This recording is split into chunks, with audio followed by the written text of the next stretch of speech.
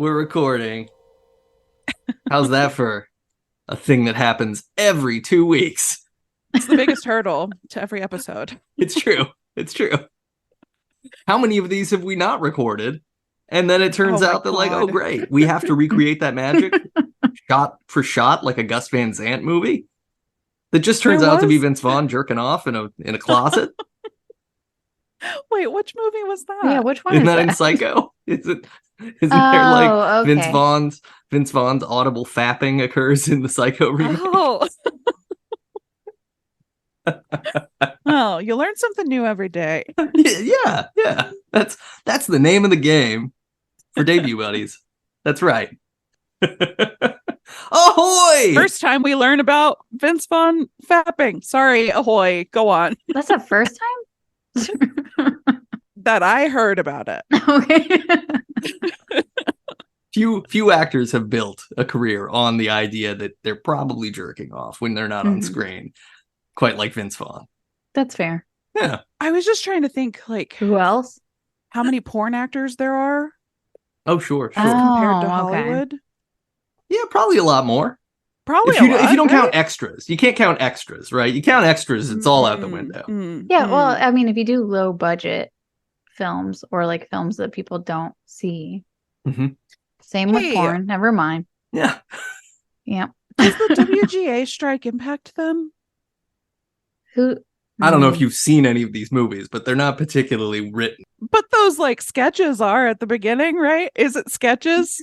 Do porn start with a sketch? Yeah. It's like an early 90s hip hop record. They just go through a bit and then launch into push it. But like the Pizza Man, right? Yeah. Oh, for sure. Yeah. There's always a conceit. Yeah. There's always like, oh, that's writing. That counts as siblings, writing. Or this guy's fixing the sink. Yeah, absolutely. Okay. Well. Or like, hey, I dropped a sock under the bed. Oh no, I'm stuck under the bed. Who will help me get out from under here? I have a question about that. I've been seeing a lot of porn jokes about people getting stuck under the bed or in the washing machine. Is that genuinely a trend, or is that it is a thing? Yeah. Okay. It's like there's apparently like an entire subgenre that is just that, where it's even stuff like somebody gets stuck between, you know how a coffee table has like a magazine shelf underneath the surface of the coffee table? They're getting stuck in that? They're getting stuck in there. They're getting stuck under a bunk bed. It's all kinds of stuff. Is this like bondage adjacent, or is it interesting else? Yeah. No, I think it's trapped. You can't leave. Right. Yeah. Well, I mean, I think it's arguably like rape fantasy adjacent would be my guess. But like on the, I would assume on the penetrator's end, because I don't know. It's this is probably not just a male female sort of genre. But anyway. Yeah. Probably mix it up. What did I say earlier? Ahoy! This is Debut Buddies. This is a fortnightly podcast about firsts. My name is Nate. I am one of those buddies. My name is Kelly. I'm an additional buddy. I'm Chelsea. I'm the other. Why was I so high pitched? I'm the other buddy. It's all staying in. On this episode of Debut Buddies, we're going to be talking about something that, I mean, wow. I'm gonna make a couple of broad statements and proposals. Okay. Broad and bold and broad statements and proposals. I've got at the top of the takes. show. We're talking about the first Paddington sequel. We're talking about Paddington 2. And the first thing I want to say is, listeners and my fellow buddies, on our last episode, I lied to you because I said I was not going to watch the first Paddington. Oh. And I did. I watched it. I watched the first Paddington. I watched them on back-to-back evenings. But did you watch one and then two, or did you watch two and you were like, fucking loved it, let me go back for one? I watched them sequentially. So my wife Jenny was like, hey, yeah, I'd like to watch these, but I really I need context for what's going on. I don't want to just watch the second one. Fair. And I was like, okay, let's do this. I went into it assuming like, oh, the first one's going to be fine because the second one's supposed to be phenomenal. And and I'm going into the first one like, okay, well, it'll just be like a rote kids movie. The first one is adorable. I cried so many times. Oh, it is a very sweet movie. And the second one's adorable too. And I cried so many times also. So what I want to do is just propose that we deb it up right now. I don't want to wait. I think I can tell you right now what I think of this movie with a rating, and then we can just talk about it. Really? You're like, I can't. What are we doing? I don't know if I can. I think I need to talk through it. No, let's do it. Let's do it. Let's do the rating. Okay. And then see if it changes. Yeah, we'll revisit at the end. We'll do Delta Debs at the end. We'll do Delta Debs. Do my God. New segment, Delta Debs. Immediate Deb? You don't have to. I'll elaborate a little bit, but yeah, it's not required. Look, I'm shaking everything up. Okay. Let's do it. So that feels like 5 Debs from you. You seem very excited. Yeah. Look, it broke the scale. I loved it. I love 6 Debs. I loved both of them. I loved 2 so much. I would give 5 Debs just to Paddington sitting in the like meeting room confession booth thing, whatever it is at prison, like when you're meeting somebody with all the other prisoners around him and just stating all of their names to his family. Yeah, that was cute. Scene alone was fantastic. But yeah, there's so much here. There's so much here. 5 easy. 5 Debs. I don't know. I think I gotta go 4 Debs because it. Horrible. I'm sorry. Here's the thing: is for the first, maybe 45 minutes of the movie, I was like, I'm not the audience for this. This one's not for me. And then I realized that it is a movie about prison reform. And I was like, now I'm on board. So 4 from me for now. Okay. Do a 4.5. Okay. All right. And I'll tell you why I'm 0.5 in it. I'll tell you why I'm the 0.5. Is it because you don't want to upset your podcast mom and dad? I mean, by splitting the middle? Because you love marmalade so much.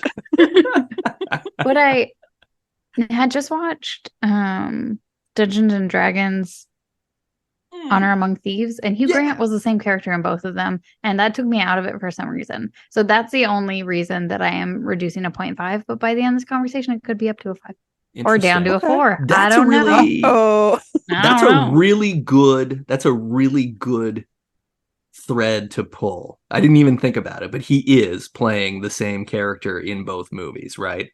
This outwardly charming, inwardly shitty person. Although, is this a Dungeons and Dragons spoiler? Yeah, I mean, you find it out really quickly in the movie. It's like in the first 15 minutes. Okay. This is not like a late hand tip kind of situation. It's it's on Front Street. So sorry. Okay, good. Fine. So so we got a 5, we got a 4, and we got a 4.5.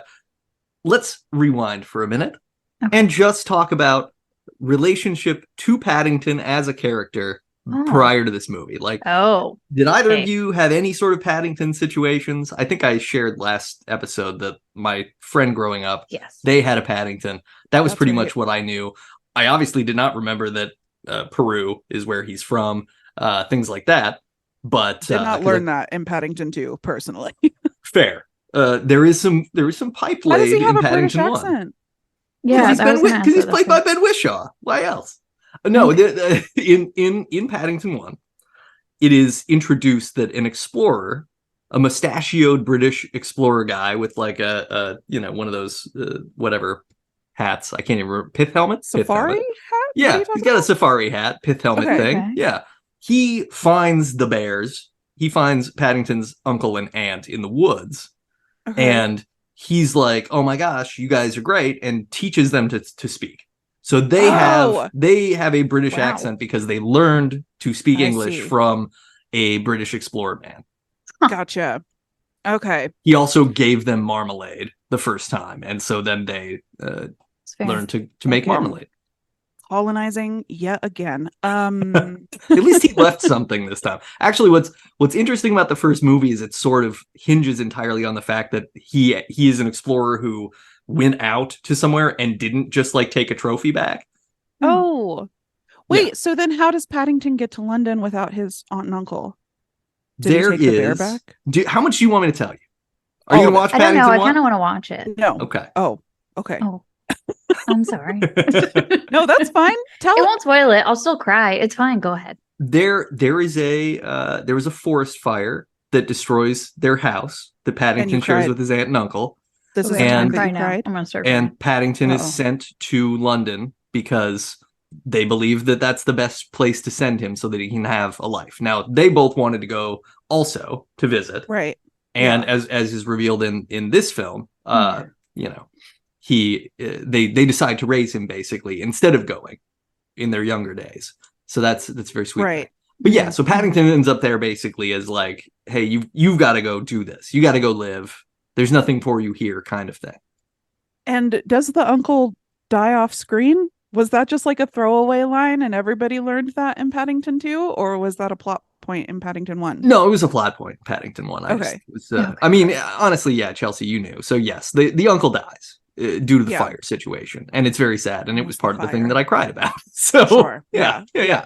So it's like Spider-Man. Is Paddington Spider-Man? Oh, is Paddington Spider-Man? Same question.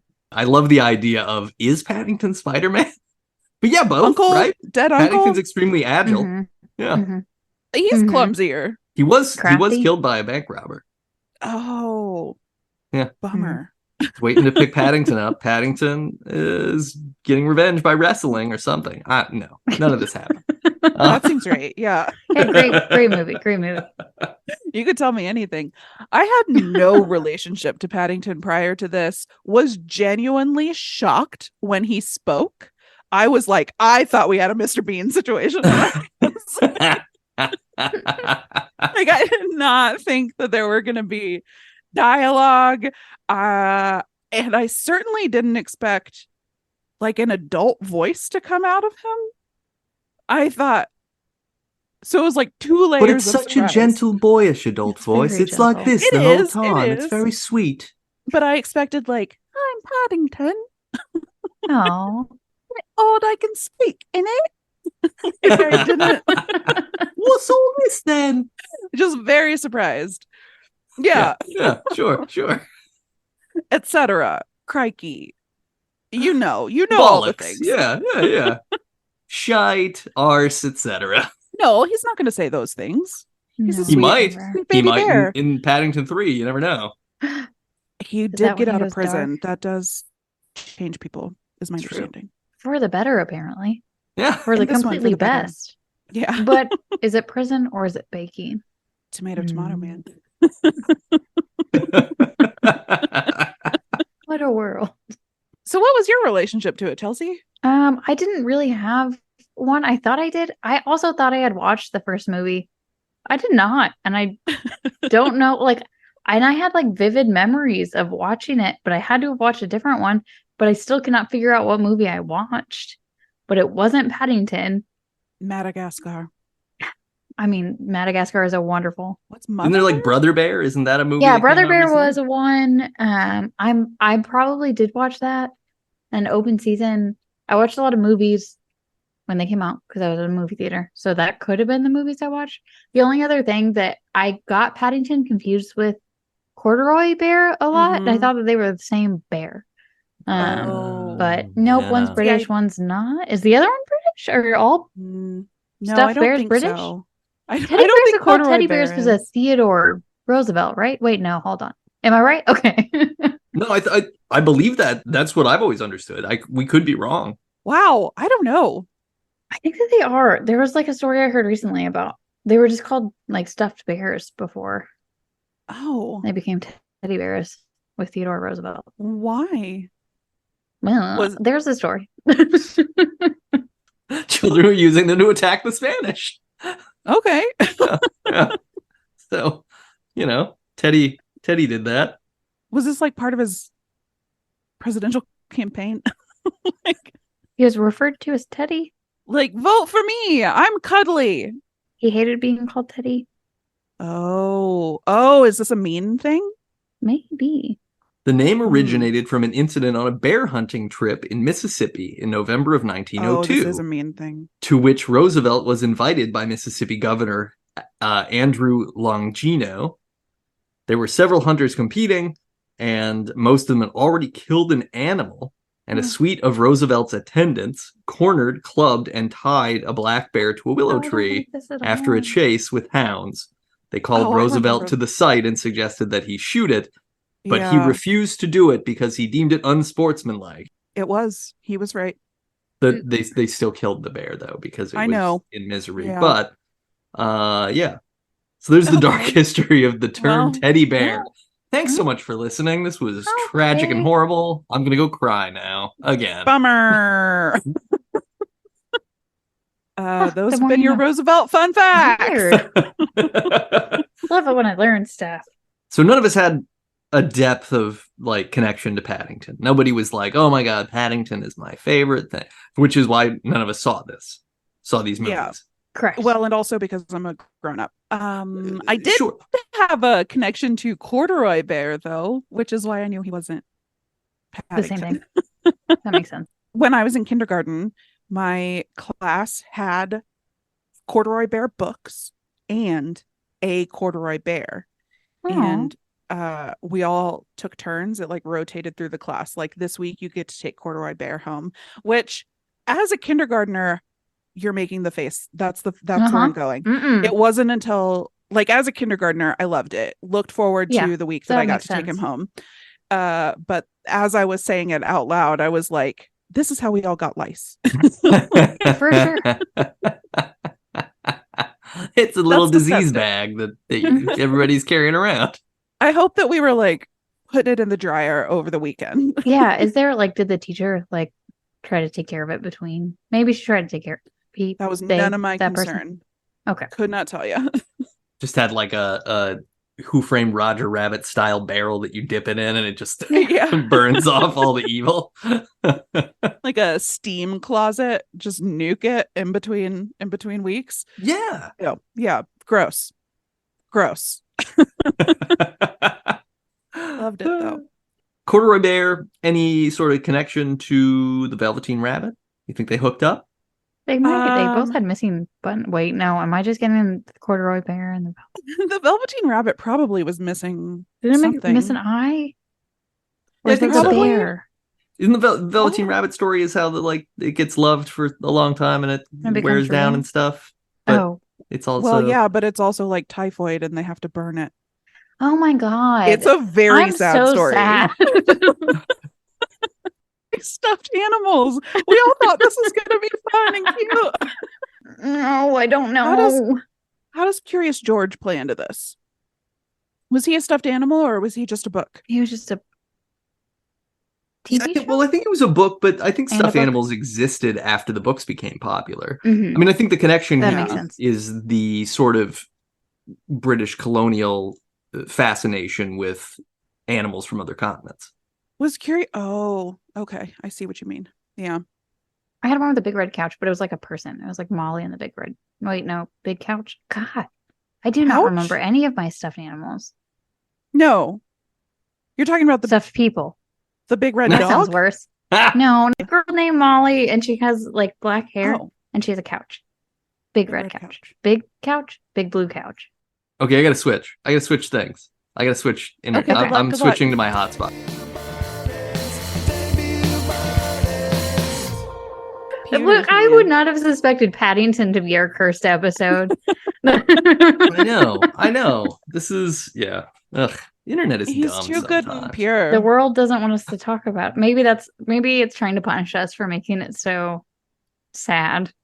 The universe is like, don't do this to Paddington. No, we're gonna talk good stuff. We're gonna talk oranges and marmalade and introducing musicals to jail. Which I was surprised that the musical was at the end, at the very, very end. Gotta say that. Yeah. Right away. I was proud of him though, because earlier in the movie we learned that he won't act with anybody else because he feels it dilutes his talent. So he had extras and everything. That was great. Good job. Yeah. He's, Doesn't really helped him. Yeah. Corrections. It's really correcting some things. I guess I don't know the state of prison in the UK. I think it's also shitty. I just assume. Right? Oh, well, it's not for profit. I get. Is it? Oh, I don't know. I should have researched. I think fewer things are for profit there. I'm just going to say that. I'm going to say that broadly. Yeah. Whether that's true or not, I don't know. Do they learn how to bake? Does it look like a little cafe? Do you have beautiful little colorful lights everywhere? Oh my God, I want to go to prison so bad. Right? I mean, if nothing, just for the like pink a vacation. uniforms. It looks so Those good. pink uniforms looked great. Yeah, they were fun. They look so clean. Looked like it smelled nice. Yeah. I mean, Paddington knew how to do the laundry. There was just a sock. Just one sock. Just one sock. Who let that in? Like, who? Yeah, was seriously, contraband red sock. Who has a red sock? Who smuggled that? Okay. Here's how we definitely curse. That we have for this movie. Here's how we definitely curse this episode. Was that like a special sock that one of the inmates kept? Oh, ew. Ew. Nate. You're immediately gonna freeze and we're not gonna see you again. I'm just saying. Look. Knuckles is definitely, Irish and could be interested in redheads, and a sock that's red might be is that romantically triggering. I was really like, where is this going? How is this sentence? Is Nate about to cancel himself? Yeah, absolutely. That is the mission statement of the podcast, isn't it? I thought that's what we agreed on when we started doing this. I know. I'll cancel myself in the Paddington 2 episode. No one will see not him in the way you'd think. Yeah, no, definitely. So here's a parallel. Paddington 2 and Paddington 1 open kind of similarly, or at least in both movies, Paddington is responsible for catching or attempting to catch a burglar or pickpocket, a thief of some kind. Okay. So in the first movie, he manages to catch a pickpocket who has a bunch of wallets.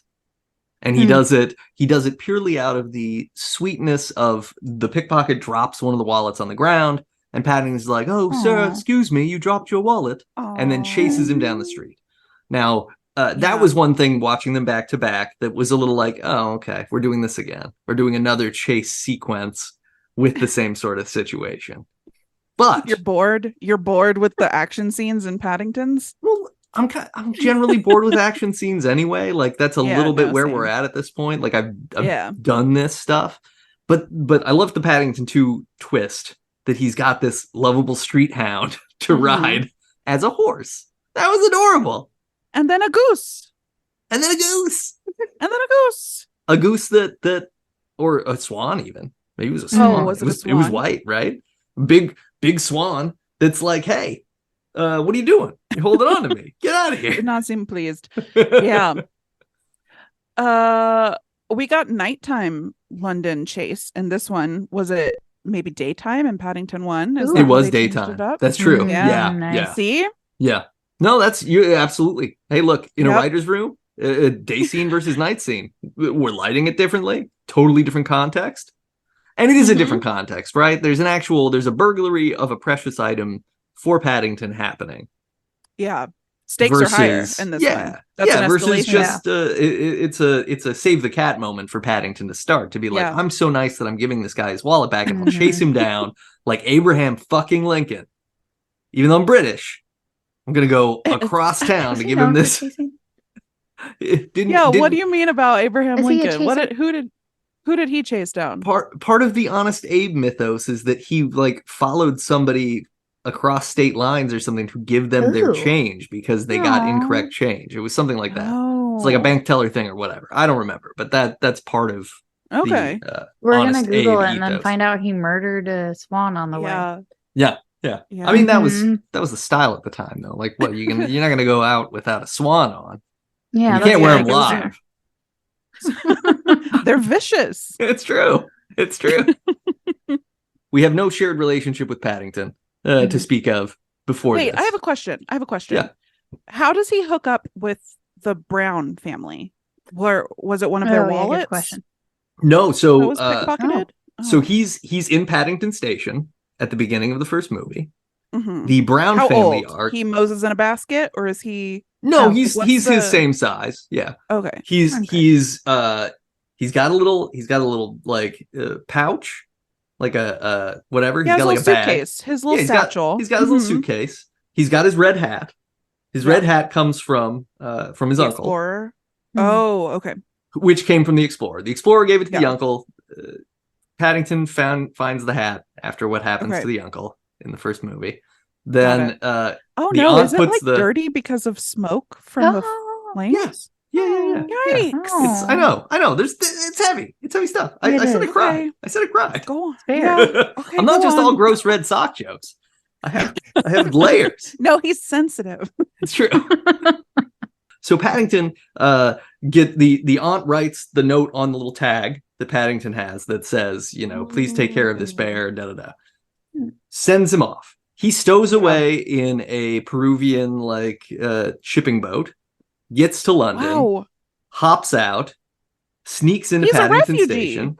He's absolutely a refugee. That is part of the point Aw. of this, is that he is part of the tapestry of London being multicultural. Yeah. And Aw. so every time that what's his face? The doctor. Whoever the weird block guard guy who is Oh, kind Dr. of Capaldi. The Doctor Who. Peter Yeah, Capaldi. sorry. Peter Peter Capaldi. Capaldi. I could not. Yeah. 14th Doctor Peter Capaldi? Mm-hmm. 13th. I don't know the number. 13th 13th. and 11th. 12th. Oh, 12th. 12th Doctor Peter Capaldi. Well, there's Maybe. a little bit of Oh no, there's confusion. John Hurt, He's- right? John Hurt he's might be the 12th or Doctor. 13th. Okay, yeah. John Hurt might be the 10th Doctor. Whatever. We don't need to get into it. We'll do a Doctor Who episode another time. Oh, yeah. But yeah, so Kelsey, okay. I've got some recommendations. There's some episodes you'd like. I believe it. I don't appreciate that tone. Go Specifically on, to Nate. Peter Capaldi or to just general? Because I've Both. watched I a could lot do of Doctor Who, just not Peter Capaldi's season. Yeah, I haven't watched the Capaldi's Peter a funny Capaldi Doctor. or the Jodie Whittaker seasons yet. I haven't watched any of Jodie those. Whittaker yet, but Yeah. Peter Capaldi is my second favorite Doctor. Oh, And it was close for first. Like, I really had to Mm. wrestle. wow. Over Tennant? I know. Over Tennant. Yeah. Oh, That's, man. Yep. Wow. Crazy, right?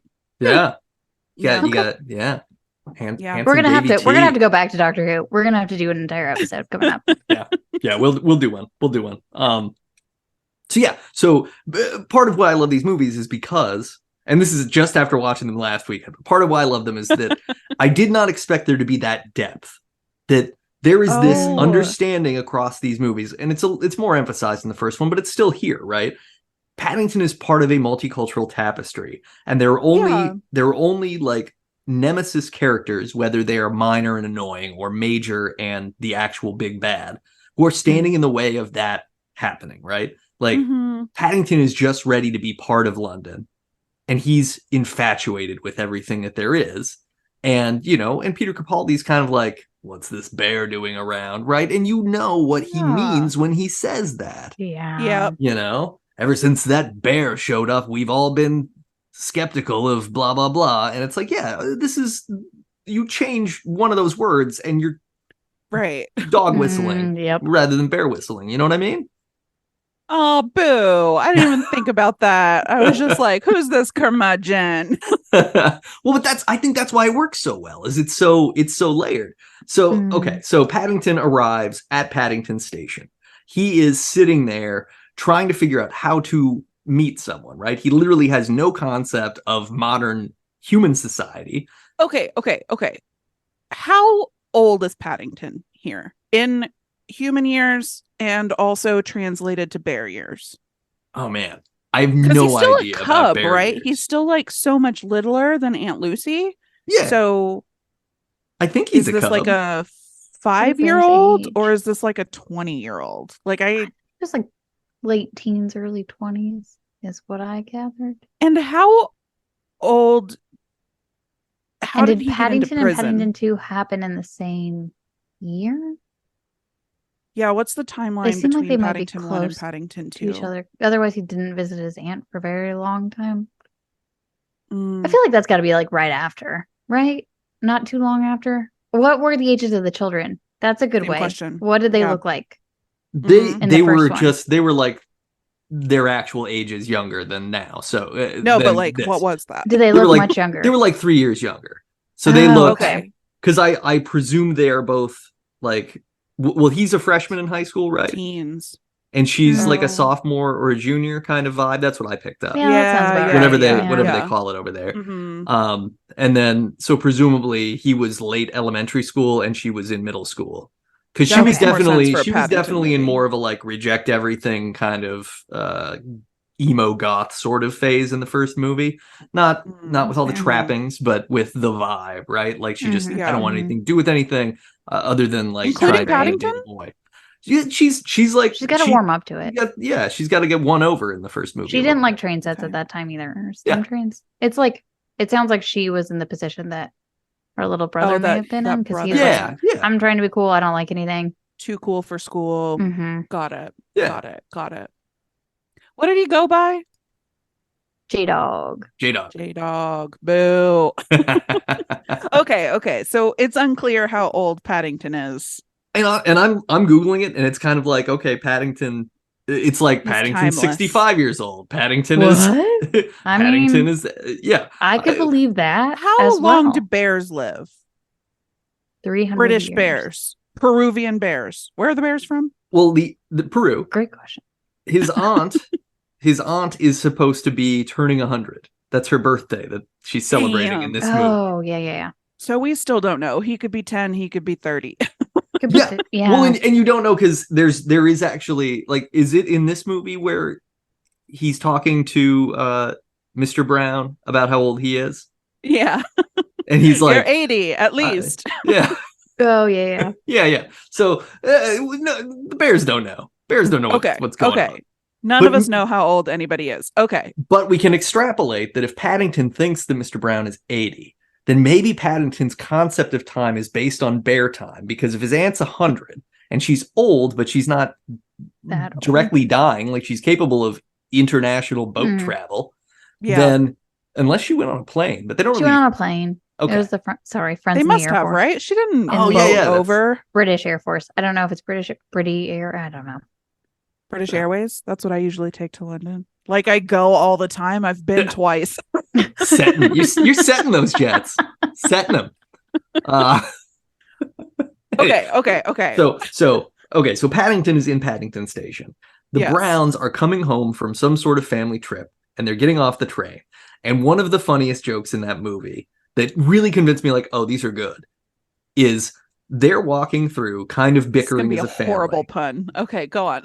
And Mr. Brown, Paddington stands up from a bench and is just like looking like he wants to talk to them because they're walking by. And Mr. Brown says, "Oh, heads up, everyone. There's a bear over there. He probably wants to sell something. Don't say anything to him." Right? Like, completely not like the world that we're in is adorably nonplussed. They are not surprised that there's a bear at a train station, and he expects that it's going to sell them something. So Paddington is there. He is able to convince them to take him in briefly. The kids basically kind of warm up to him, and Mrs. Brown is Mrs. Brown is the one who originally is like, "You're very sweet. We can do something for you." Da-da-da. They just want to keep him. They just want to keep him kind of overnight until the authorities can do something. But then, of course, it's like, oh, well, he's going to go to an orphanage, and nobody wants that. Oh, so okay. They decide to keep him, and then it's a whole thing about how do you keep Paddington here, even though Peter Capaldi is trying to do a thing, and then a nefarious villain played by Nicole Kidman is also trying to do a thing to Paddington. So you have those things. What? I didn't realize Nicole Kidman was in the first one. Yeah, so it's wild. To watch that. Yeah. So so this movie, Paddington 2, does a beautiful job of sort of continuing the vibe, and I think the humor. I think what's delightful about this is that this delivers as an adult movie. Yeah. And I think the only things that I think are a little lamer when it comes to that is that there's some slapsticky, like flopping around, bumping into things scenes. It's that first part of the movie when I was like, this one's not for me. You don't like Paddington in the barbershop getting twisted up? Putting marmalade. I mean, on it's it's cute. I don't have anything against it. I was just bored. Sure. No, I get that. And that's honestly, fine. in the first scene with the animated bears, we do the like flashback to when his aunt and uncle get him. Oh yeah. I was like, is it gonna look like this the whole time? Like, I was not interested. But it won me over. I thought it was cute. Okay. Part of the look. I think this movie looks really good. Yeah. For being a mixed like live action and animated. What do you mean by mixed? Sorry, go on. I mean, we got a Peruvian bear in there with a bunch of whites. He's gonna stain the laundry. No, it's ew. That's terrible. Like what people actually think. Gross. Yeah. People are awful, but not us. People are bad. We're your buddies. We're not awful. Yeah. We love Paddington. Because I feel like I've watched several movies that have done this, that have tried to combine a CG character with live Who action. Framed Roger Rabbit, etc. Well, and Who Framed Roger Rabbit does it well. That's like one of the early instances where it delivers on the premise. But there's so many things in between Who Framed Roger Rabbit and Paddington 2, where you can see that people are not looking in the right place to make eye contact with the thing they're looking at. Or you can tell that, or you feel like they're not acting against anything. And I feel like everything. Yeah. Oh. Like another bear movie. Like the Star Wars prequels, where it's just very clear that like somebody's holding a tennis ball on a stick, and Liam Neeson is like, I don't know how to Irish against this. Yeah. Yep. To be clear, it looks good. I was just like, not a big animated guy. Like my problem with that opening scene was just like, oh, am I watching a cartoon? like not that it looked bad. It's a weak open because it's relying on the idea that like, okay, it's a flashback with an element of danger that if you've seen the first movie, like absolutely nothing can go wrong here. So why are we doing it? It is sort of written just because it's cute and funny to see these bears dangling off a bridge, holding on to another bear, right? Yeah. I did love how selflessly Aunt Lucy just fucking went for it. Yeah. She was like, I'm saving that bear. Yeah. Hell yeah, Aunt Lucy. Aunt Lucy's the best. Women can do anything. It's true. I love how the movie looks. I think it really does a nice job. Even the dog that is the conveyance, looks pretty good. It doesn't look. Wait, was he animated? He looked so good that I didn't realize he was animated. Oh yeah, no. I mean, I think he blended in less than Paddington did. Wow. But I still think really good. Like I felt comfortable with the whole thing. And I just, like I was saying before, I love that you can feel like all the actors in the Brown family, all the actors in total feel like they're actually interacting with Paddington. Like it's clear that they understand what they're doing, and it's genuine and real. And there isn't this like, okay, you're riding your bike and there's an animated bear on your shoulders and you just have to like ramble at him. Try doing that. And you don't have an actress going like, I don't know how to do this. What you have is like a sweet scene, and it's a sequence. You get this beautiful montage of scenes that set up how much Paddington has impacted the neighborhood positively. I did love that. That was very cute. I like that also showed scene. No, what showed it the negative part whenever he was gone, and how negatively everyone was impacted without his presence. He's bringing so much. Yeah. She's hungry, so she's cranky. The other guy gets locked out of his house. Like, yeah. Oh, and then he like matchmakes our little newsstand lady and the guy upstairs just by cleaning a window. Who's a bit of a curmudgeon. Yeah. Just by cleaning a window in a way that initially I thought was kind of stupid, but then I really thought it was funny. And because after the second time or third time that you see this little like bear butt wiggling on the window, I was like, all right, I kind of think I get this. I get that this is cute. This is fun. I'm in for this. I just liked when he dropped gutter gunk on Peter Capaldi's face. Yeah. Especially because initially it looks like poop.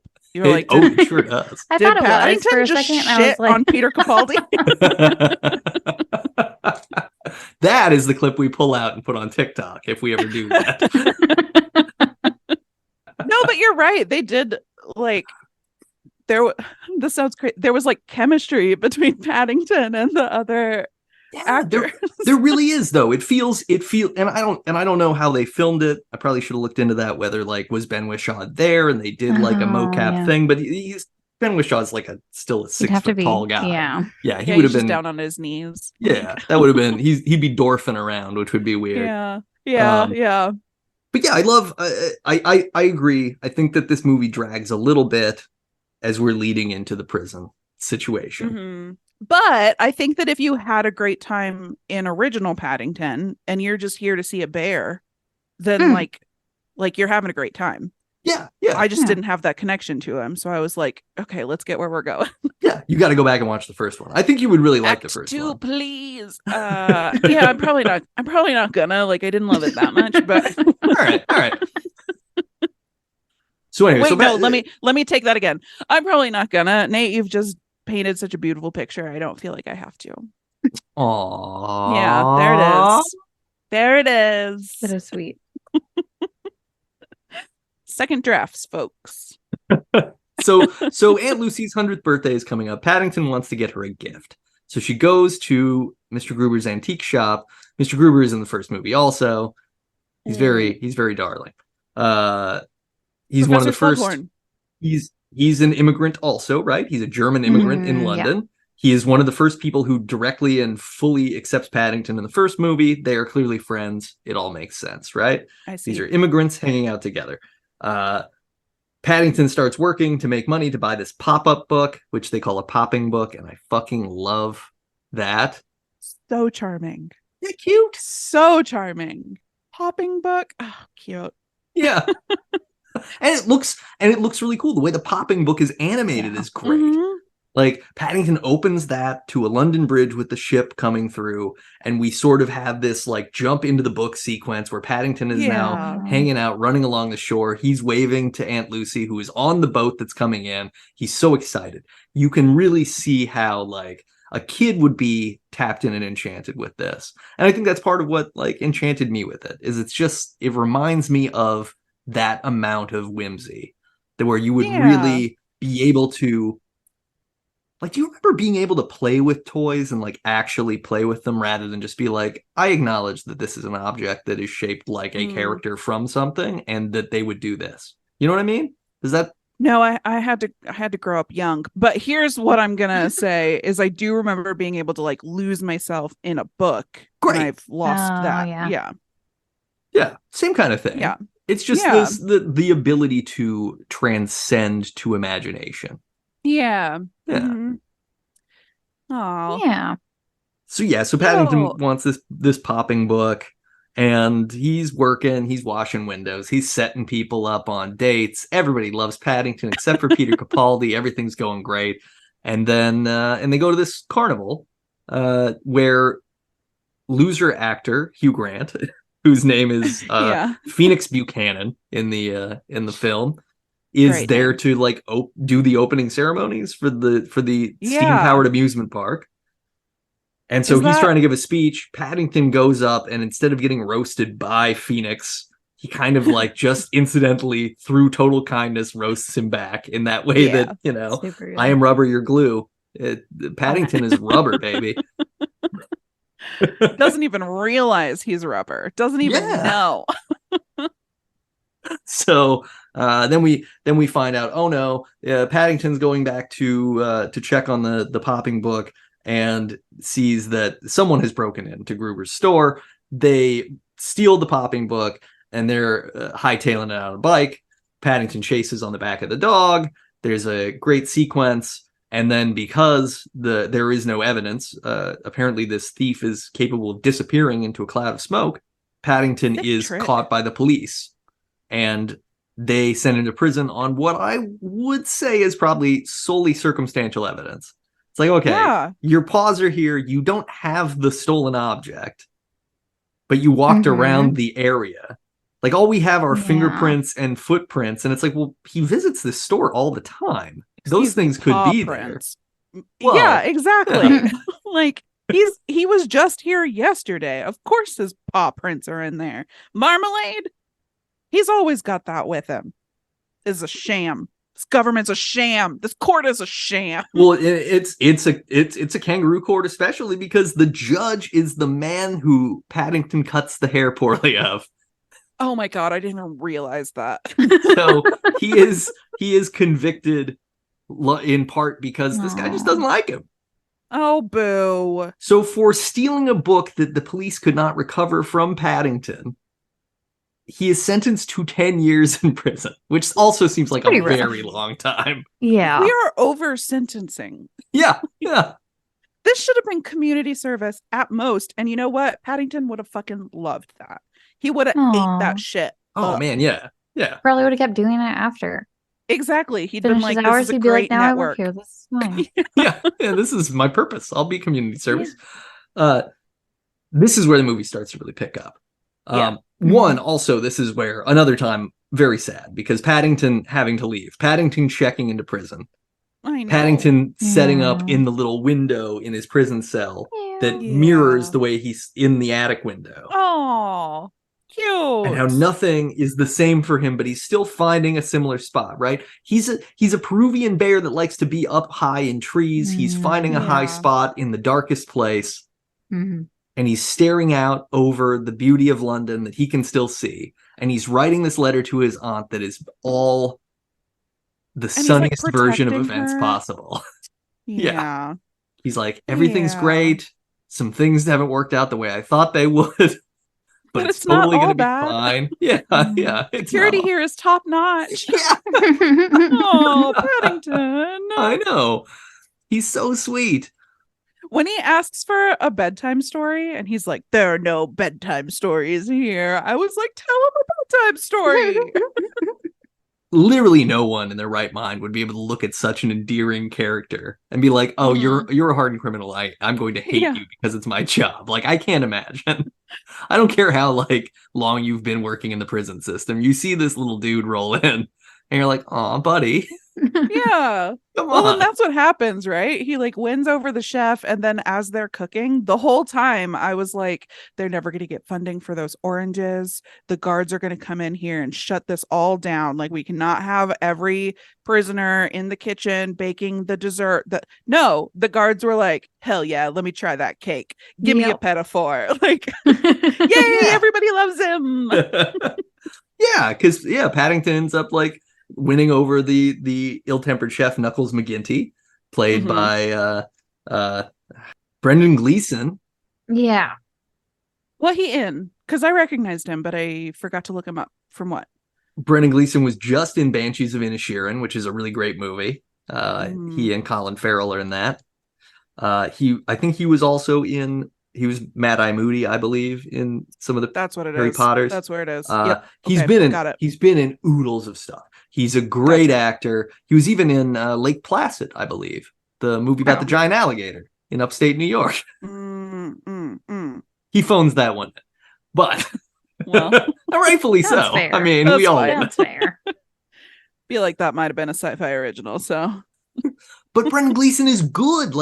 I think even if there are things about this movie that are imperfect in the way that it's written, everyone who's in this movie is actually doing it. Oh, even Hugh Grant, who is kind of a person who kind of mails in a few said things. That this was his favorite role that he has fun. You can see everybody's really having fun. Brendan Gleeson is a serious, Academy Award winning actor. He's BAFTA quality.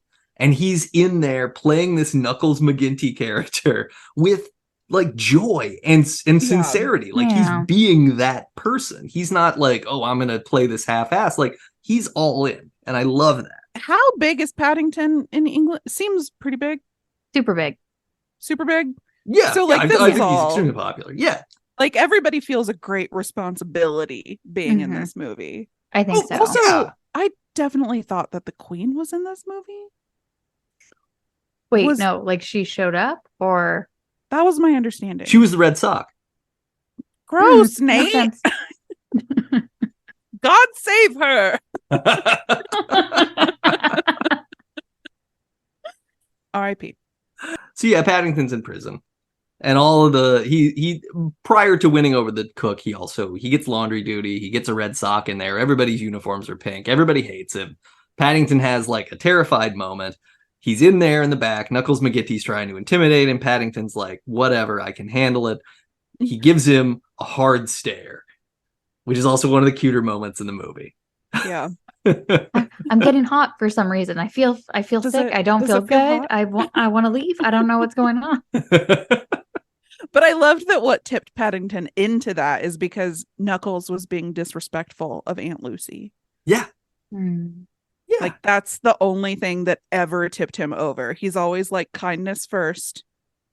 But if you disrespect Aunt Lucy, hard stare, motherfucker. Paddington's all about family. That's the thing. Paddington is the OG Dominic Toretto.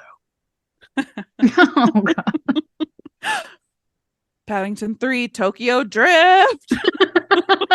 I think it's called God, like that would Forests be of Peru amazing. or something, or it's they go back to Peru, presumably. Wait, there's a third? There's supposed to be. It's not out yet. Oh. And it's not in Tokyo? Yeah. I mean, parts of it could be. I got so excited. I'm not an insider. I'm not a Paddington insider. How many of the forums have you been on to find out more after watching the two films? Literally zero. I gotta fall deeper into the lore. I bought all the books. Oh, you did? No. Aw. That would have been fun if you did. I would be interested to know what they're like. We don't need to recap the whole plot to this movie, but this scene in particular was, I like the part where he did go up and he was like, what was it? And I'm sure he says it in the first one or something, but it's not like approaching people with kindness. He says, if you just assume everyone's kind or something, like everyone's good, they will be good. And I was like, oh, if you approach everyone like they're good, they'll something like that. What was the line? I loved that line so much so that I remembered it verbatim. No, but it was something like that. It was like, give people a chance to be kind and they will. Like something along those lines. It. Like, sure. If you assume the worst, you're going to get the worst. So don't assume the worst. Yeah. And that was my biggest takeaway from the movie. So I wanted to talk about that because I loved it. I love that part so much. Yeah. I think that's the truth too. Absolutely. Yeah. Because we do. I know this about myself. And as a dog owner too, I know that like if I feel preemptively anxious about like another dog that's coming up, there's a good chance Rocket's going to pick my energy up and be like, okay, this dog's no good. Yeah. And it's that kind of thing, right? Like we're always projecting out something, you know? Yeah. Treat people with kindness. Mm-hmm. And then this movie just became everyone's nice to everyone and everyone helps everyone be nice and everything's nice and I like nice things. Yeah. And baked goods. Yeah, it's great. I like the baking sequence when they do the baking montage is one of the coolest visual things to happen. And what it reminded me of was like, oh, this is like Wes Anderson level, but yes, if it was a little more active and kind of fresh, like it felt. And I don't know how everybody feels about Wes Anderson. I think I like Wes Anderson a lot, but I also think it's kind of like getting staler over time. And this seemed to be like, hey, look, we get the aesthetic, we get some of the shots, some of the framing, some of the ideas, but we're gonna it's gonna feel more active. It's gonna feel magical, and it did. It felt very magical. It was definitely like, no, go ahead.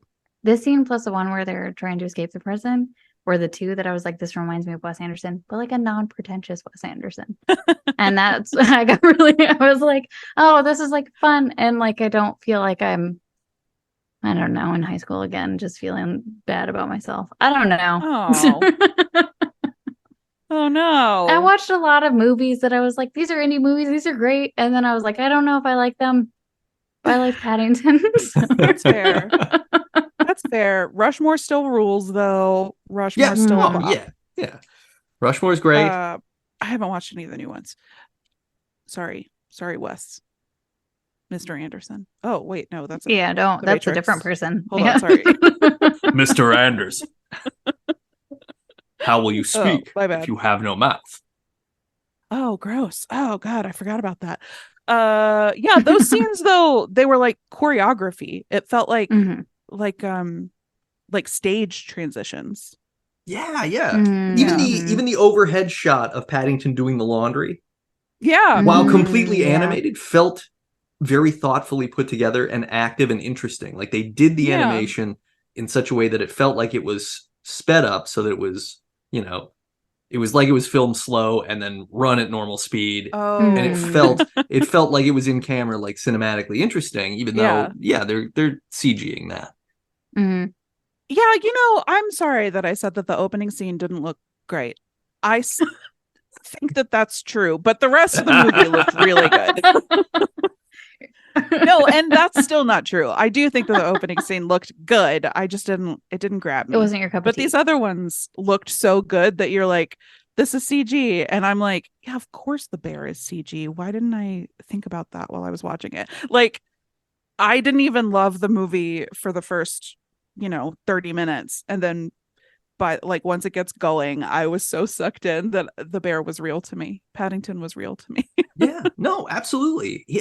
Ben Whishaw gives such a great performance that Paddington feels like a genuine existing thing. Yeah. And everybody else, and like we've kind of already covered, like everybody else responds to Paddington so genuinely that it's like, okay, like these prisoners like Paddington so much that they're like, hey, look, we need a fourth to break out of here. You're coming with us. We think you should come with us too. Even though they do lie to him, which is a real bummer. They do. Yeah.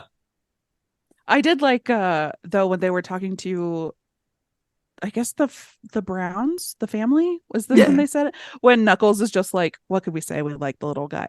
Yeah. Well, yeah, because I love that they have their Han Solo moment at the end. It's like they're okay, we broke out. I know we said we would help you find your family, but we're not actually gonna do that. We're leaving. And then they go, but then they're like, no, we're gonna come back right at the perfect opportune moment to save you. Did they put a tracker in Paddington? How did they find him like that? They were listening to the radio, right?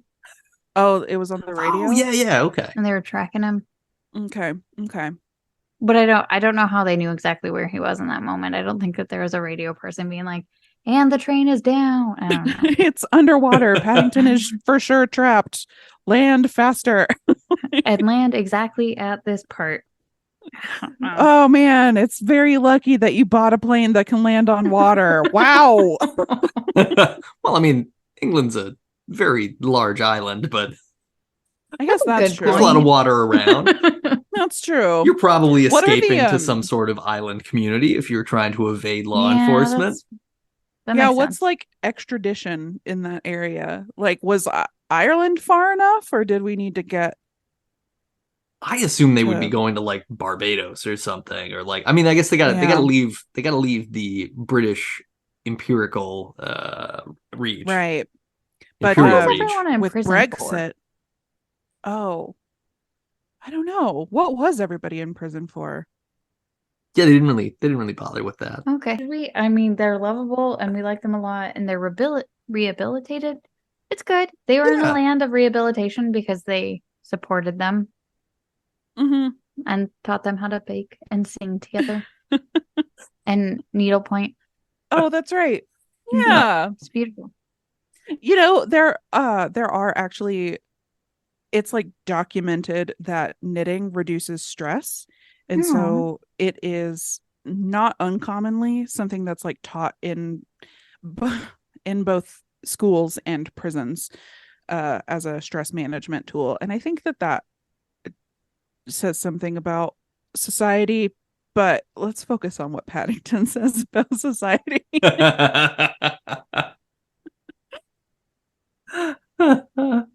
So they get Paddington out of jail. We find out we've known for a while. I mean, Hugh Grant's in the movie, so Hugh Grant's the bad guy. He's been using. This did feel like an episode of SVU. Like the one person you recognize is, of course, the bad guy. Yeah, I mean, you can kind of see Hugh Grant's eyes through the thief costume in a couple of those quick cuts, where it's like, oh yeah, they're not even, they're kind of trying, but like we all know, like this isn't about the mystery. This is about more like what's he doing, and I think that's kind of an interesting thing that the popping book had musical notes associated to landmarks that you play them on the organ, and then you get this treasure. And Hugh Grant just wants to have money again because he's a failed actor because he sucks at like working with other people. And he just wants this small amount of jewels and gold that come out of the organ. I think that my favorite bit in the movie is that they keep referring to him as like a dog food spokesperson. Yeah. And so you're imagining him like as Hugh Grant in the commercials. And then the one time we see him in the commercial, he's in like a full-on dog suit. Yeah. Like, oh my God. And he eats the dog food, and then the voiceover is not for human consumption. It's so much great. No notes. Yeah. I love when he's in his like secret acting attic and he has all of his own costumes and he's talking to himself in this pseudo schizophrenic way where he's each time you turn to a mannequin with like Macbeth's tartan on and he's speaking Scottish at himself. It's really adorable. And I loved watching the family like follow the treasure map too once they figured it out. Yeah. I think that was fun. And I loved that Mrs. Brown was so determined. Like, what a funny couple they are. That she's like, I've found this mystery and it's whimsical and I'm following it. And he's like, I disagree. But then when it matters, he like recaptures his youth. Cute. That's a fun through line between the movies because like in this one we flash back to them in the 70s presumably or 80s or something, and he has long hair and a mustache and they're at the carnival and he's like throwing baseballs at the cans to win stuff. Cute. And we see like that sets up his ability to do that same thing to hit Hugh Grant later on, right? Yeah. Somebody needs to be able to throw something with pristine accuracy. In the first movie, it's set up that, you know, he has a motorcycle and he and Mrs. Brown are like cruising around and he's like this carefree guy until she gets pregnant and has a baby. And then suddenly like, boom, he goes into safety first dad mode and becomes very stodgy and very concerned about doing things properly. And he's like an insurance actuary. Is that like the stereotype, right? Is that okay? Is this what Headbanger Harry and Mamma Mia? This is the same plot. No. Oh, interesting. Like Headbanger Harry and Mamma Mia 2, here we go again. We learn that he was like very cool and like laid back. Well, not really. He wanted to be, but he like rode a motorcycle and his leather jacket. And then I think he goes into insurance, doesn't he? I don't know. He becomes a businessman and stops being fun. Anyway, not because he had a baby though. He didn't know he had a baby. That's sort of the plot of Mamma Mia, if you'll recall. Yeah. I have not seen either of the Mamma Mias. I know. Hey, look, that's gonna be one of our episodes. We have a podcast. We can deal with this. Yeah, scratch the current schedule. Scrap everything. Delete all the episodes. We're doing that. It reminded me of the movie Holes. Okay. It was a very similar plot. In that the sock had a hole? Yeah, exactly that. Bunch of teenage boys. So what are you gonna do? I like the Chelsea's on my side now. Well, it's about a kid who has to go to prison because something unfortunate happened that he didn't necessarily like, a crime he didn't necessarily purposely commit. Shoes? Yeah, he stole shoes from Zero. He didn't steal shoes. Somebody else stole the shoes. Yeah. And then, sorry, I'm going to spoil the shit out of Holes. So if you haven't seen it from 20 years ago, now's the time to fast forward. Is this at all related to the Christmas shoes song about the kid who's trying to buy shoes and then somebody behind him buys them? But in this version, he wanted to buy them, but then the guy said he was going to buy them, but then he made him steal them? No, what happened? What? Or is it related to baby shoes never worn? Oh, shit. There are a lot of shoes from a baby? Did he steal shoes from a baby? They were from Sweet Feet. They were from a basketball player. He didn't steal them. Somebody else stole them. He threw them. They fell on him. The cops did the same thing. And they were like, shoes? You? Okay. Yeah. He then gets sent off to boys camp to dig some holes. And then there is That's also bunch like of a treasure hunt, right? Yeah, that's exactly what it is. Yeah. And it's like they're trying to, like, the evil person wants to find the treasure, and then the treasure is actually meant for Stanley, and then you have to go, well, in that one you have to go right or wrong, and they do have like a bunch of riddles about like God's thumb, like, and like stuff that happened in the past having to associate with the future, and then they find the treasure. Should I reread this? Or watch the movie. But yeah, you can reread it. It's like, I'll probably I do thought movie. the book No, was you're very right. I'll close. do movie. Yeah. Great soundtrack. I like that this means that there are at least, I mean, and there's certainly more, but there's at least two prominent movies from the last 20 years that are laying our justice system bare, right? Oh, yeah. Because they're like, hey, look, At least We just want money. people are getting falsely imprisoned for stupid reasons. Like, is that like Truly that two children's movies? Right. At least two children's movies. At least. that's right. Radicalize them young. Yep. Well, no, but I mean, it also feels like that's kind of the way it works. Like, we've done some stuff. No, absolutely. I mean, all it took on our last episode for someone to be like, oh, they definitely were the kidnappers, is somebody who was a cop also, but was crooked, was like, yeah, I mean, I'll tell you that I think they did it if you let me continue being a crooked cop. And they did. Yeah, and that was the story. Ugh. Yeah. ACAB. A- What is it in ABAB? All Bobbies are bastards. That's what they call them in England, right? Bobbies? Oh, okay. Constables. Yeah, constables. Well, cop is an abbreviation of constable. So Whoa, Oh. it Constable? all comes constable. We took the stable off. 'cause No, we knew what that is it? wasn't It's true. not an abbreviation. It's constable on patrol. Cop. Oh. Hey, The Sometimes more I know you stuff. know. Sometimes what you gonna You know, do, bad Such boys? an informative episode. I am a little bit worried that this is one of those things where, like, I'll Google it. like, what is fuck? It's an abbreviation. Fornication under What? something of the king. Fornication. People say that it's like an abbreviation of like, or like an initialization. No, it's not an initialization. It's a not abbreviation. It's the one where it makes a word. Whatever. It doesn't Acronym? matter. Wait, what? Yeah, acronym. Mhm. Yeah. Yeah, that's the one. Yeah. So it does say constable on patrol, that comes from Old English, while others claim it's short for copper, which is the material badges that the police officers wore. Oh. Both are Yeah, very okay. believable. Yep. Could go either way. Oh. Anyway, bastards. Yeah, I in summary, I think both of these movies are excellent. I think that Paddington 2 is a wonderful sequel that is in fact better than the movie that preceded it. But they're additive. They give each other something. Yeah. I love the cast. I love the music. I love the fanciful side stuff that's going on that's just in the background, you know? Oh, wait. And so was it Ben Whishaw in both? Yes. Like same cast? Everybody is the Mhm. same save for Okay. the Hugh Grant versus Nicole Kidman for the villain role, Right. and then Yep. maybe a couple of the other people on the street in their Which is neighborhood new. are new in 2. But yeah, and then I mean all the prisoners and stuff weren't in the first one, but that obviously. Yeah. Wait, okay. Why do you think that Paddington 2 is better than Paddington 1? Because it Because of the does prison. okay. Because it goes immediately into something super zany and makes it work, right?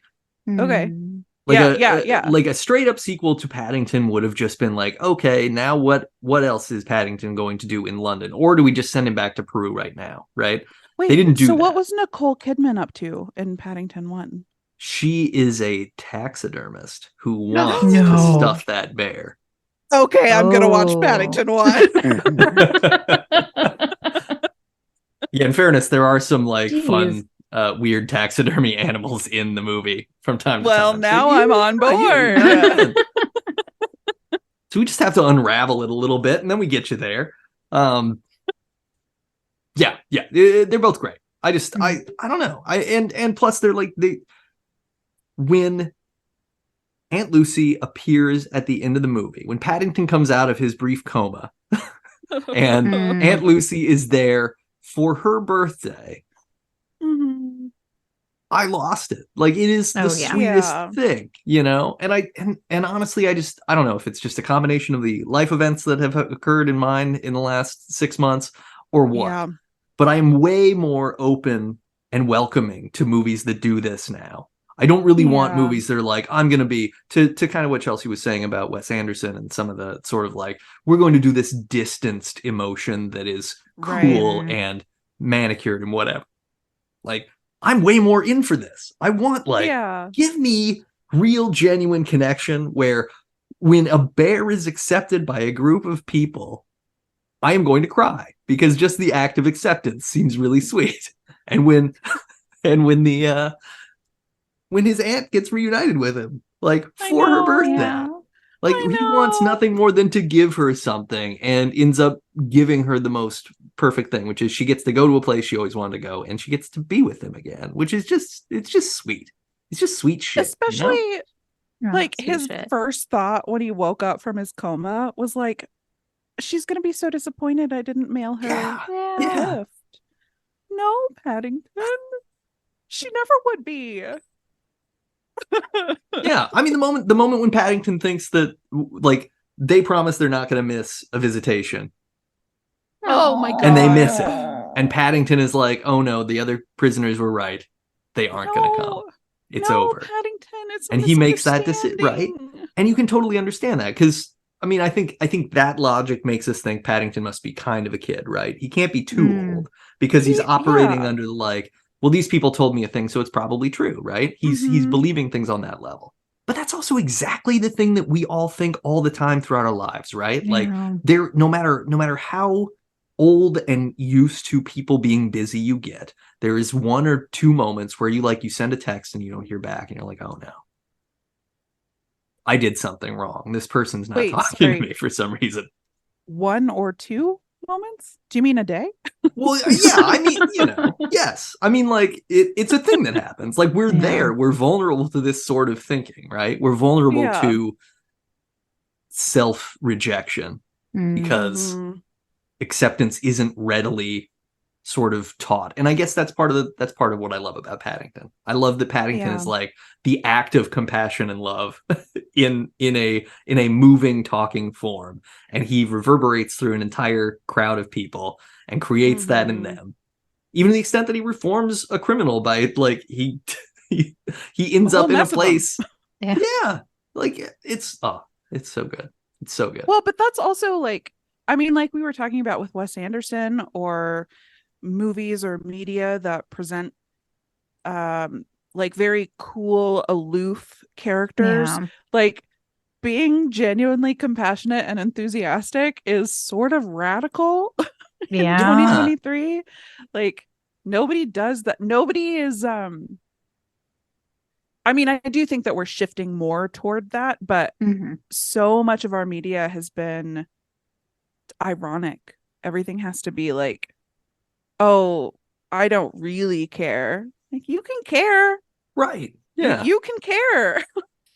Meme culture is that way. Like, we're existing in an era where, it's irony, it's detachment. It's this sort of like, hey, everything's fucked and all we can do is laugh that it's fucked or be angry about it. But there's not really any, there isn't a lot of that. And there's not a lot of that from a leadership perspective either, which is part of the problem, right? Like, we don't have a lot of people in positions of power being like, hey, you know what? We have to figure out how to treat each other better. Is Paddington 35 yet? Could he run for president? Oh, man. For him. I would he's love a Peruvian Paddington. citizen. We can figure out the paperwork. Okay, that's fine. Oh, all right. Are we ready for the Garfbug report? The Garfbug. Oh, okay. Garfbug. Oh my god. Before we go, I do just want to say Richard Iota. Richard Iota. Yeah.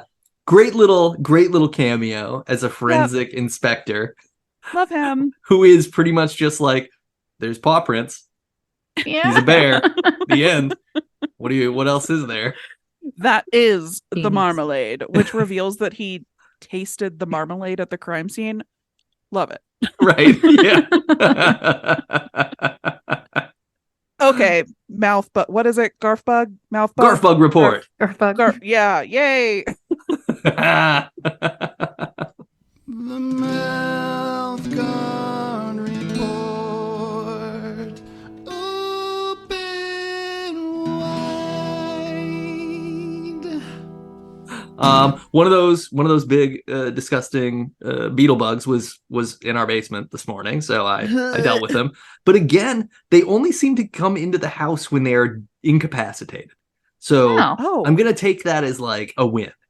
Okay. Yeah. Do you like spray for pests? Not too much. I've sprayed peppermint oil around the outside of the house because that keeps rodents and bugs away. They hate that. But I try not to. If it got real nutty, if it got gross, I could do something. And I will spray a wasp nest. I'm not cottoning to that nonsense. If it starts happening, I hose that sucker down, and then I can just knock it down later. But yeah, I try not to go after them too much. We need them to live. Mm-hmm. Yeah, so long as they aren't crawling into my mouth guard, they're fine. Yeah. I still haven't sprayed. I don't know, because I don't want to lay down a bunch of poison. I have a cat. Yeah. For real. What to do. That's what I get worried about. Yeah.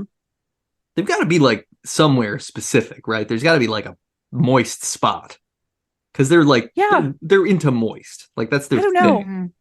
I was reading that drains are a real point of entry. Especially if you don't use the drain very frequently, because the water is what forms a barrier. Sure. And so if the water all dries up, those bugs can come in. And I'm like, listen, I live alone. What am I supposed to do? Just every morning go around and use every drain? I guess I could. Yeah. I mean, you probably should once a week, I would think. I do once a week minimum. Well, I don't know. You need to make a game out of it. I don't play games. You know that. Y'all are upset that I don't. It's not play a games. video game. You can have fun still. No, my problem is games, full stop. Never learned how to play. Remember earlier when I said I grew up too young? Never learned. Fine. Wait, can you program something to turn it on once a week for you? Not without bringing in robots to my house, and I don't like that either. I think it's usually showers and tubs. Yeah, I think it's the tub probably. Do you have two bathing facilities? No, are you questioning how frequently I shower? No, I'm asking how many drains there are to deal with. That's all. Just one tub, but listen, I have major depressive disorder. So sometimes. So all you gotta do is fill up when you take a shower, have a big gulp cup in there. Make a pond. I could just fill up the tub and leave it and let it stagnate. Yeah. You definitely want to get mosquitoes in exchange for the this is a good idea. Maybe I'd rather have malaria. We got the vaccine now. Ooh, hell yeah, there it is. Well, could you put a plug in the drain when it's not in use? Yeah, but what does that look like then when I go to shower? Do I open it and they a million I mean, I would turn on the water first and let it pool a little bit and then pull it up, and then it immediately. I still have to stick my hand down there. I don't know. I think put a big gulp cup in the shower when you take a shower. You know what? Let it fill up with water. And then when you're not showering otherwise, all you gotta do is tip that cup over. Yeah. The water goes down the drain. Problem solved. Good to go. I'm probably just gonna move. Great. Yeah. Just be like, I'll take $10,000 off the sale price for the earwigs. I'm out of here. Honestly, yeah. If anybody wants to move to Longmont, Colorado, make me an offer. I mean, I bet a lot of people do. Listeners, email. Yeah, I was like, I feel like email us at debutbuddies@gmail.com with an offer on Kelly's house. How many bedrooms you got in that house, Kelly? 3 and also a finished basement. Shit. Yeah. Better offer big. We're talking labor union creating podcast creation amounts of money. Is what we're doing here. Make us an offer. Make Kelly an offer. I'm not gonna look. Yeah. I have no stake in this in a literal sense. That would be wrong. I mean, at this point, I bought at a horrible time. I'm only going to lose money, so I would offer to share the profits, but it would make more sense for y'all to offer to help me with taxes upon sale. I don't have any bug news. No bug news? Or mouth guard news. No mouth guard news? No mouth bug news. Any Garf news? No Garf news. No. Man. Dry. It's as dry as your drains this week. Truly, that's the whole problem over here. We're so dry, we got bugs coming out everywhere. Gross. No, it's not. Yeah. I'm trying to think if I have any bug news. We get wasps inside this house quite often, but that sucks. I hate that. Have learned how to vacuum them up and release them outside. Oh, it is very scary every time. Yeah. It is a rip open the handy vac and run. Because they're pissed at that point. Yeah. And they're dusty. Yeah. We got to get you like a beekeeper's outfit.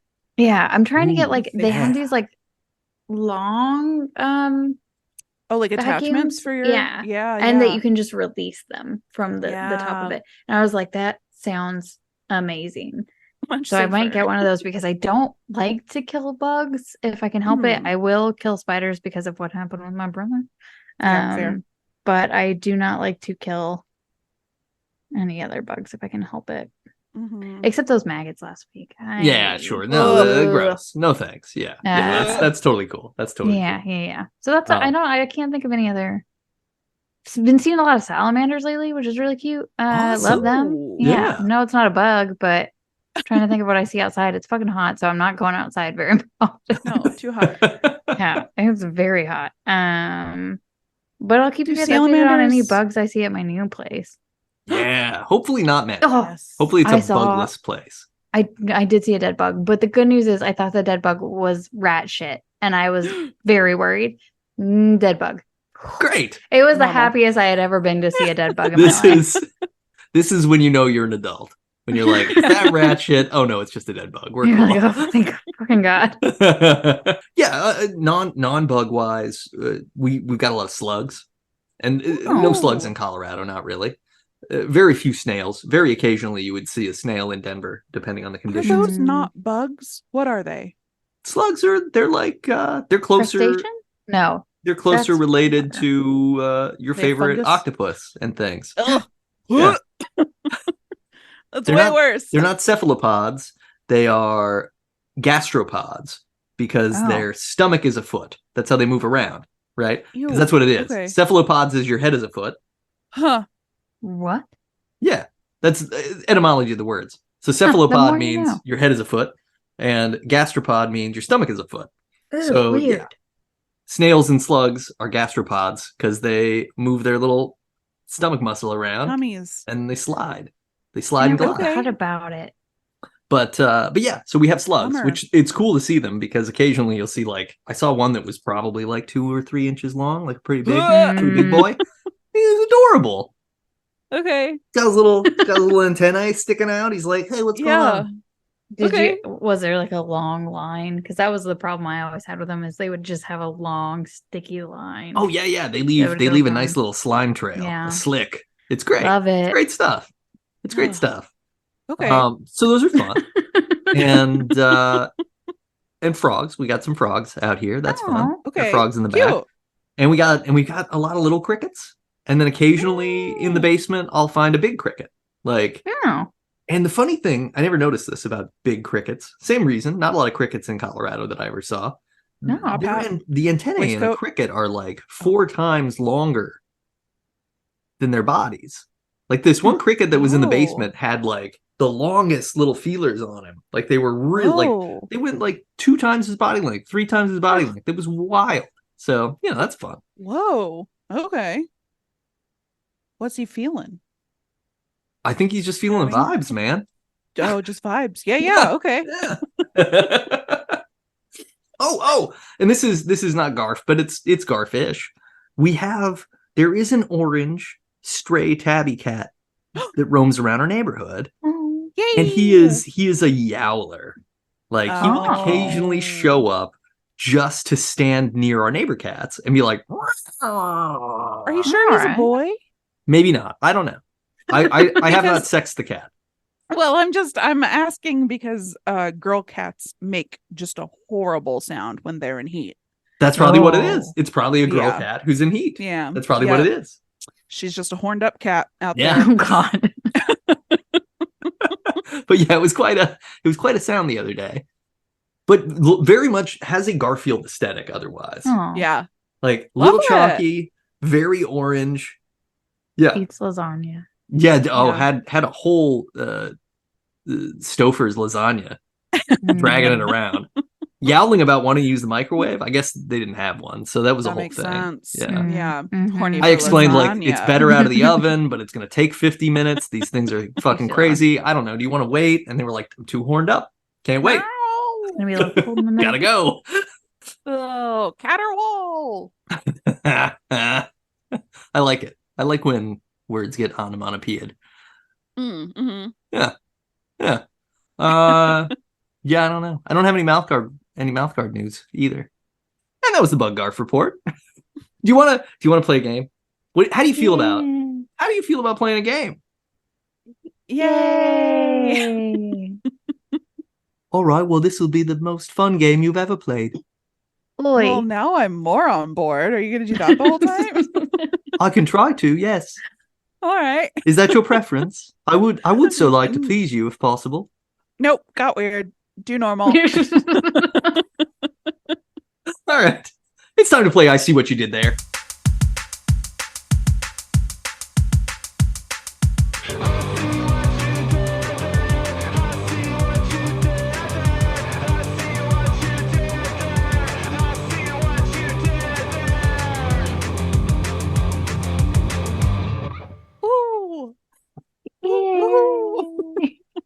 This, I See What You Did There, is all Paddington related. And yeah, it's pretty much all Paddington related. Okay. Just Paddington. Okay. Yeah. Okay. Yeah. There's gonna be maybe a little England. But it's Paddington, Paddington related, Paddington adjacent. You're gonna love it. It's great. You're gonna have a lot of fun. We're gonna see what happens. Yep. I wrote these very late last night. They're gonna be perfect. Great. I did not proof them today. Perfect. We're coming in hot. Wait.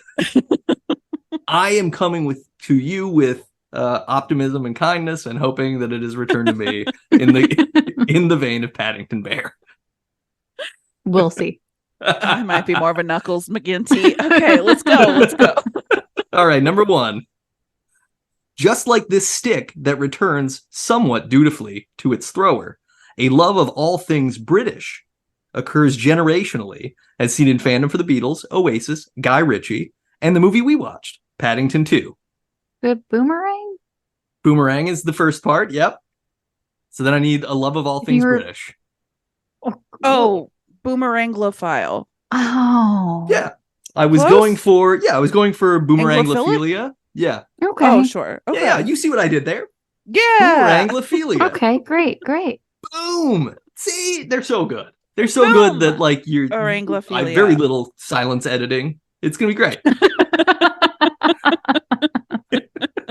It is a debate every time. If you left it all in. Well, sometimes I'm like, the silence kind of adds to the fun. Like when we start, because when I compress it down too much and then we're just cackling madly, it's like, what are they cackling about? Crazy. It's like, oh yeah, no. It's because we've been looking at each other like, what the fuck? For 20 straight minutes. Kelly and Chelsea have just been frowning a long time. Okay. Kelly has taken off her headphones. He's urinating on her microphone in defiance. This is a sight to behold. Okay, number 2. This is the name of the murderous lunk from the Halloween slasher series, who is initially credited as a morphous term, And the totally excellent Sally Hawkins stars not as Paddington's adopted mom, but as a lonely janitor in this fishy Guillermo del Toro romance fantasy film. Boy. Michael, wait, no, what? Okay. Say the first part again? And then also the second part. Will you Yeah, just read the whole thing? I know First the second part. This is the name of the murderous lunk from the Halloween slasher series, who is initially credited as amorphous term. So I'm looking for not only the character's name, but the name that they're credited as in the credits of Halloween. Mm-hmm. And the totally excellent Sally Hawkins, who meow, meow, meow, meow, meow, meow. Sally Hawkins stars as a lonely janitor in this fishy Guillermo del Toro romance fantasy film. So Shape of Water is the second one. That's right. I mean, it's Michael Myers. Yeah, but but I don't that's know not the answer, right? Well, right? that's part of it, right? Michael Myers is part of it. Yeah. Plus the blob. Put all the stuff. Just put the stuff you've got already together. Michael Myers, Shape of Water. Pop a preposition in between those two things. Michael Myers, The Shape of Water. You see what I did there? Yeah. It's what? Wait. Is it Michael Myers, The Shape? Michael Myers is credited in the credits. He is only called The Shape. That's right. Yeah. So Michael Myers is his name, The Shape, and The Shape of Water. Okay. All blend together. There we go. You see what I did there? Yeah. You see it? It took me a while. This is the one that I was like, should I cut this? And I was like, you know what? No. I'll cut nothing. I'm glad. Nothing. Never. If anything, I'll make it longer and more confusing. Do you guys remember when The Shape of Water came out and all of Twitter was just The Shape of Water memes? Like, you'd post a picture of like I don't know, a dead fish and be like The Shape of Water 2020 or whatever it came out. I don't know. I still think about that. Still is funny to me. Oh man. Yeah, remember when Twitter was fun? Oh god. Remember almost. when Twitter was Twitter? Oh. Yeah. Too real. Now it's just former. It's literally called X, which means former. It's like Zanga. It looks like Zanga. Oh yeah. Yeah. The edgy cousin of LiveJournal? Yep. Internet classic. Okay. Here on David Studies. We're throwing it back. Hop in the time machine with us. We're going to name drop bygone digital products. The Zoom. You're the man now, dog.com. Okay, number three. Number three. Paddington wears this type of coat that doesn't really resemble the slouchy carryall for which it's named. And this is a word for a commotion or a fuss, commonly caused by differing views. Okay, duffle. Uh-huh. Great. What? All I can think is kerfuffle. That's what I was thinking. Have fun with it. Have fun with it. Yeah. Kelly, put them together. Duffleuphagus. That's beautiful. No, put the other thing that you said together with the first thing. Her duffle? Her duffle? Duffle kerfuffle. That's all. Duffle kerfuffle? That's hey. What? What's wrong with that? It's fun. What are you doing here? What are you doing? I don't see it. What are you doing? Just like two words and put them together. Yeah. Oh. There are no more rules in this. There never were. That's the secret. There never were any rules. Duffle kerfuffle sounds fun, doesn't it? Oh, see? You can't do it either. Duffle kerfuffle. Duffle kerfuffle. It's great. It's great. You both see what I did there, and you're both very happy with this. Okay, I can't breathe. See, this is how I win. This is how I win. I did it. Okay. Okay. Number four. And then it's over. I promise. Oh, God. Paddington is based on this real type of Andean ursine with a name that sounds like they need glasses. And this is a broad term, and sometimes proper name, for media or activities that challenge societal boundaries while narrowly evading formal reprisal. Will you say the second part again? This is a broad term and sometimes proper name for media or activities that challenge societal boundaries while narrowly evading formal reprisal. Oh no. Is this one where you're gonna have to cut out all the silence? Okay, could you say the first one again? Yeah. Paddington is based on this real type of Andean ursine with a name that sounds like they need glasses. Mm-hmm.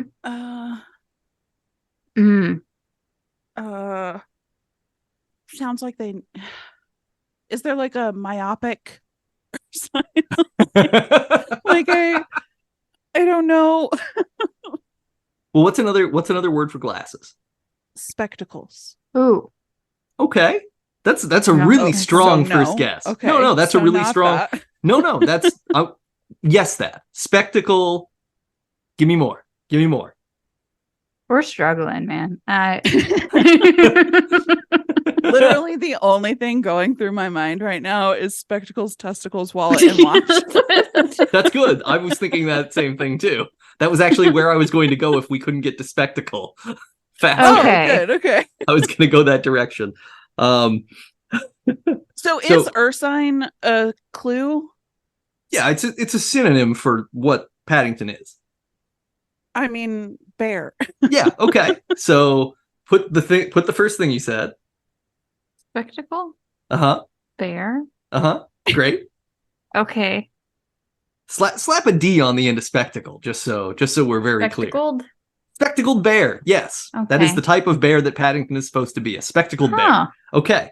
I had no idea. Now you need to blend probably the word bear with a broad term and sometimes proper name for media or activities that challenge societal boundaries while narrowly evading formal reprisal.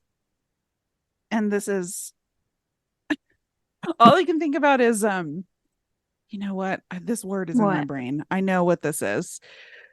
Or I don't know. I felt very confident for a second and now I don't. It is like, two words.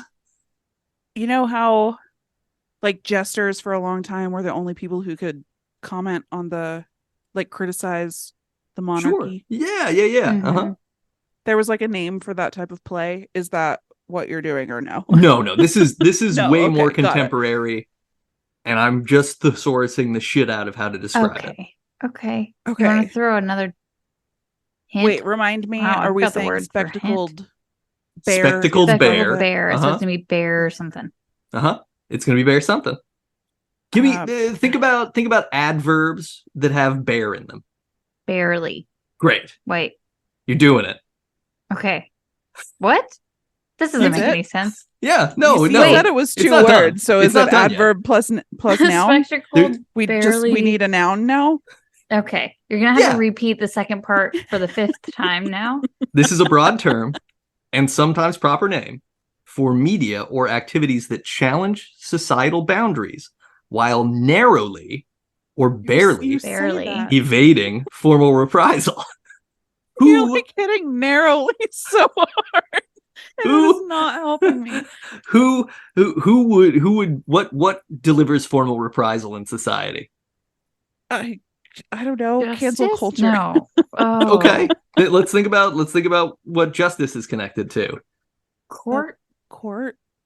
What is justice? Government? What does justice uphold? Laws. Okay. Oh.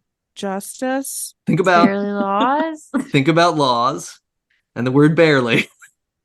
Okay. Legal. Okay. Barely legal. Okay. Oh my god. Spectacled barely legal. You see what I did I gotta go. I genuinely do not. No? Spectacled barely legal? Yeah. What do you mean? Will you explain it to me? Sure. It's a broad term. If something's barely legal, we're just getting away with it, right? As a broad term. Okay. It's also a proper name in that there are magazines and movies named barely legal for various reasons. Okay. And then they are also all spectacled? Huh? And then additionally spectacled? I'm having trouble bridging the gap. Well, they don't. You're having spectacled bear. duffle kerfuffle. Do you? Illegal. We haven't put any of these together. You're right. Here's what I'm gonna say. This might not. I said at the beginning. I This did was this very great. late last night. No, They're this probably was not happy. good. But This you is the saw. best kind. Here's the thing. We Even if you did it. didn't see what I We did there, did. you were here, and it's done. We It's got done. through it. It's over. We We did got it. through it. Over now. I laughed really hard, which I appreciate. Yes, that's the whole point. Just want to bring a Oh. little light into your evening. Thank you. Thank you. I appreciate it. So let's talk Delta Debs now. We set up. I was a 5. Kelly was a 4. Chelsea was a 4.5. Did we sway each other at all? Where we stand on Paddington 2? I'm gonna go 5. Hell My yeah. doctor's now back up to 5. I just thought about how nice he was, and I just kept thinking about it. And I Yeah. just like he's just a sweet little baby. Yeah, I think I'm gonna go 5 too. Yes. Yes. We 5'd it. I've never been happier. Are you sure when you weren't writing duffle kerfuffle? I'm sorry. I really did like that. I like the way that sounds. I know it's not Should we- anything. I recognize that it's not Oh. look, I promise you that the next one's gonna be like Jeremy Irons No, this was lady, perfect. and we're gonna do a thing. Okay. That was good. You shouldn't have said that. Save that. Okay, here's what I'm gonna do. I'm gonna save that. I'm gonna do it in 2 weeks and see if you get it. Okay. Or Absolutely if will you're not. like, what the fuck are you talking about? I hate you. I Stop will not doing this." remember. And then I'll play this exact clip back. Look, you should do this one. It's like I did it for you. Oh, That's great. oh boy. This was wonderful. Yeah. I do feel like we should maybe start Deb ranking the I see what you did there's like if you're gonna quiz us, then we Yeah, get to grade sure. you. Great. I'm on board. Let's do it. This Let's week, do it. 5 out of 5. Yeah, I'm gonna go with 5 out of Great. 5. Great. Always do it the night before, very late. Yeah, Don't proofread. Bring it. Yeah, just do Just- willy-nilly. I love it. Okay. So yeah, five Debs across the board. Great movie. Everyone go see it. See the other one. Mhm. Paddington, the original, is on Netflix. So if you have Netflix, if you have not yet good. abandoned them, you can just watch it. Boom, it's done. It's there. Just put it on. Put it on right now. Perfect. Watch. Don't even finish listening to the podcast or recording it. Just go put it on. Yeah, But I'll go to close our the show rating, out rate and myself. review. Yeah, rate and review us before you leave. Our next episode, we're going to talk about the first jack-o'-lantern to kick off the month of October. Yeah. So get ready, get excited. We're going to talk about Spooky. jacks. We're going to talk about lanterns. We're going to talk about contracted ofs. Hell yeah. Mhm. You know I love grammar. Hell yeah. Hell yeah. Drop some apostrophes in there. Ooh. Fresh voca. Yeah, I'll just I'm going to say punctuation incorrectly for the rest of the run That's of the great. podcast. That's great. Pariah, you put a pariah at the end of a sentence. Mhm. Yeah. That's right. You could also find me and Chelsea over on Never Show the Monster to talk about horror movies. And if it's October, I bet we're doing something spooky over there. Come check us Yeah. out. They're going to be doing it. Yeah. Mhm. You got to listen to their podcast. If you like this podcast, subscribe, rate, and review it wherever you listen. Give us a 5-star review on Apple Podcasts. Say whatever you want in the copy. Tell us Mhm. how much you love Paddington. Oh, yeah. Oh, Make it about Paddington. Don't even rate us. Yeah. Rate Paddington on our podcast feed. I want to start a thing where everybody comes to Debut Buddies and they rate the movie Paddington 2.